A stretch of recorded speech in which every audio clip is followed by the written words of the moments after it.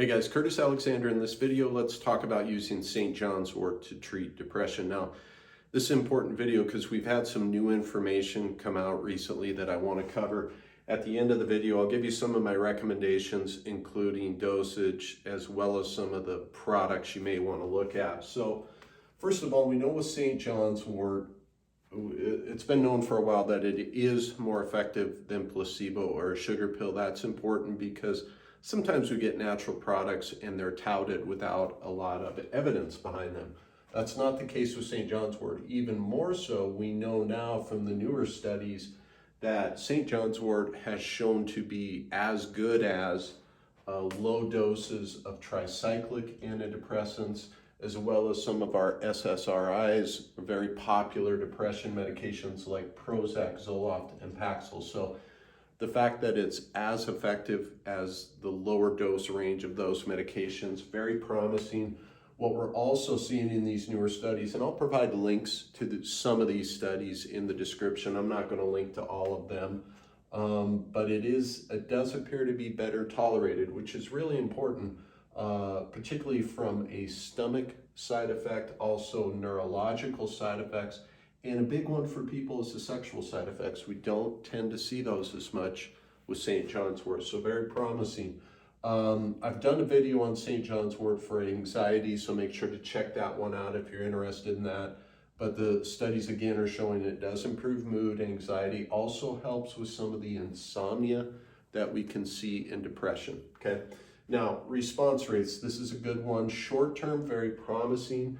We can see anywhere from 60 to 100% of people who use St. John's wort get a positive response. Long term, we're looking at 60 to 69%.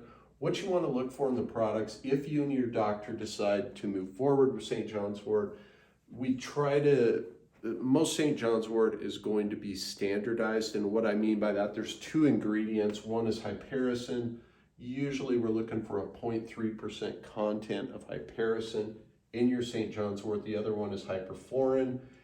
That varies from 1 to 4% standardized extract. Again, I'll put a link to some products that meet this criteria in the description if you want to look at that. Now, dosing can be a little over the map. There was one study recently that did 250 milligrams twice a day, started out at 6 weeks. Another study went right off the bat to 300 milligrams 3 times a day for 6 weeks. And we have seen doses ranging upwards of 3 to 600 milligrams, doing that 3 times a day for 6 to 26 weeks. You know, a question may be, well, how long should I take it? It really depends on your response. I would give it at least 6 weeks. I think a good range would be to start out. You can definitely start out at this lower end for the first week, see how you do, make sure you're not getting any side effects from it, which we've learned appears to be more limited than our prescription medications. Okay, now who is St. John's wort best for? Okay, what we do know is that the studies that have come out recently, we're looking at mild to moderate depression. Now, I don't know where you're at on that spectrum, but that's something you're going to need to discuss with your doctor. The one thing we do know, it does not appear to be effective for major depressive disorder. Now, there's actual diagnosis for that. If that's what you have, it would not be a good choice for you. But if you have mild or moderate, you know, it's an option you want to talk to your doctor about. Again, I'll put a link to some of the recommended products. Also, remember, go to my website, link in the description. I have a free checklist for you there if you're looking for other natural options outside of the traditional drugs and surgery. Free checklist for you there, so make sure to go grab that.